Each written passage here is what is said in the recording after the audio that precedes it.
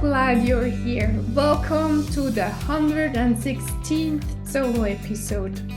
This space is for you, for the one who's been through so much and is still choosing to show up. I'm Esther Buerki, author of Living Without Fear and co-creator of the Amazon bestseller Inspired Journeys. You might be going through something or simply needing a moment to pause, to breathe, to feel seen. Whatever brought you here, I'm honored to be with you. If today's episode speaks to you or brings someone to mind, please pass it on. Let's keep spreading light. And if you want to stay close, subscribe to my newsletter or connect with me on YouTube. Your presence, your heart, your time, they mean the world to me. Thank you for being here. And today, I need to talk about boundaries. And I do this for myself because I needed to revisit my boundaries and I needed to change something in my life. If you don't know me, I didn't have a good relationship with my parents. But in the last few years, I changed, and this changed our relationship. My 90-year-old mom passed away 4 months ago, and I'm so grateful for not having any regrets regarding her. Now, I kept on visiting my father, also 90, once a week in his elderly home.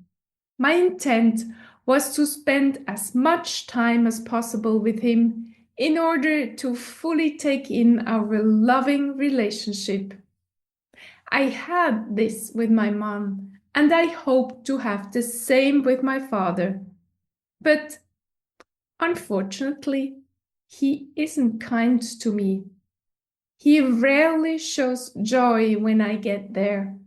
Instead, he starts complaining about all the things that are not working or about the staff who doesn't give him the expected attention or service. He doesn't appreciate anyone. And during my stay and while we are having lunch together, he doesn't answer my questions in a kind way. Instead, he tells me often how wrong I am and how little I understand about what is going on in his life. Sometimes he even makes me responsible for something which went wrong, although he himself had told me to do so.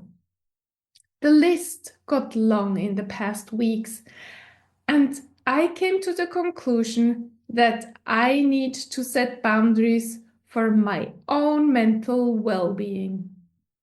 It has been a longer process, and it hasn't been easy for me because I was or I am still a people pleaser, and I wanted to be liked by as many people as possible. So I needed to say goodbye to my original idea to spend as much time as possible with my father and to talk to him as often as possible on the phone when I'm not there. This is not going to happen in the future, but this is a decision I made out of love, of self-love, self-care, and self-respect. I cannot let people, and in this case my father, walk over me again and again, and then drive home feeling devastated and not being good enough, as I did in my past, in my childhood, or for many, many years in my adult life, until I discovered how I could override those negative voices in my head. And my new decision doesn't mean I don't love my father. I love him dearly, and I feel sorry for him.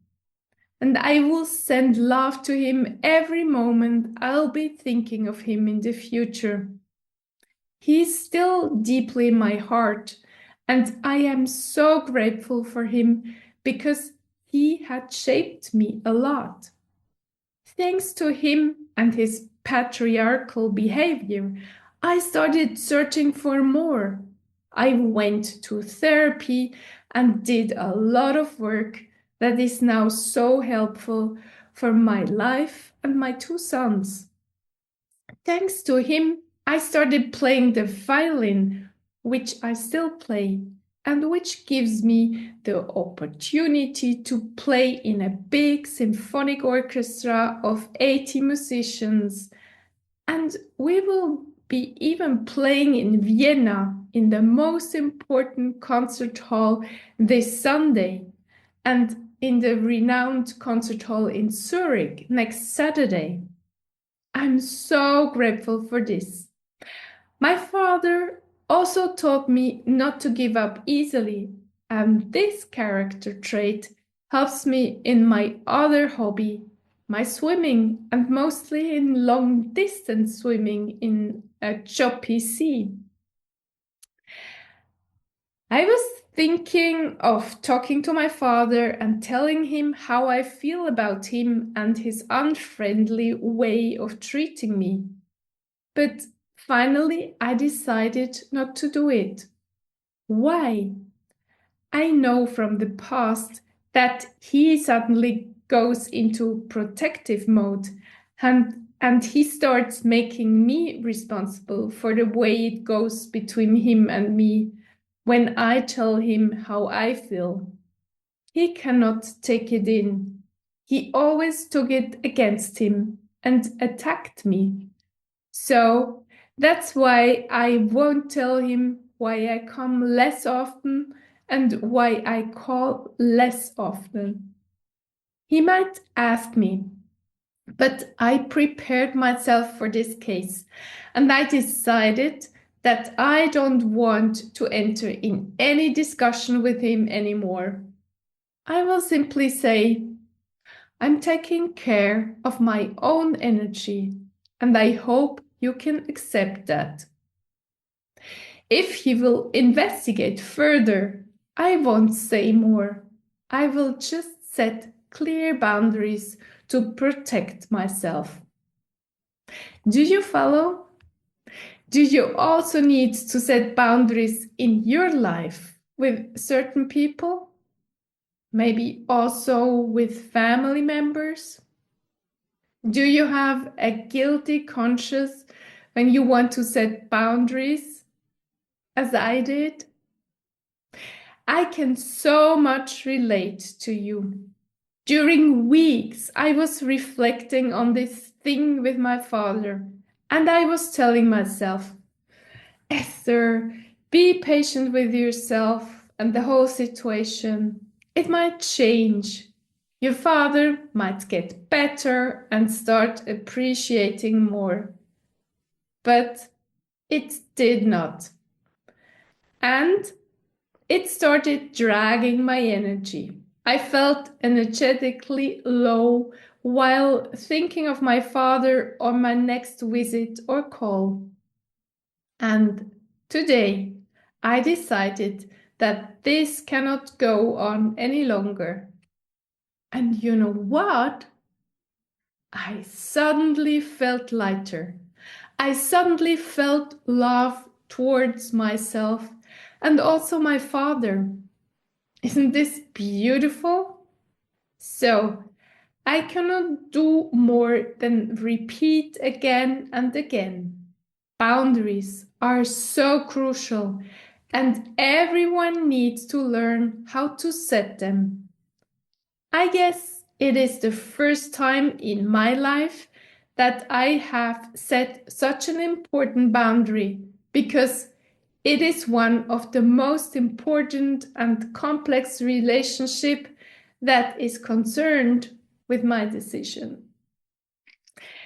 So if you need help with setting healthy boundaries, let me know. I'm very grateful to guide you because I know myself It is important to have someone who takes you by the hand and coaches you in those life-changing moments. Also, if this episode touched you, I'd love to hear from you. Share your thoughts on Instagram, YouTube, or per email. Thank you, dear listener, for spending your precious time with me. You're amazing, and you're a gift to everyone who crosses your path.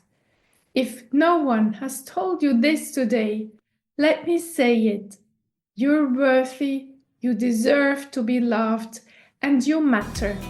Have an amazing day, and I'll talk to you next week.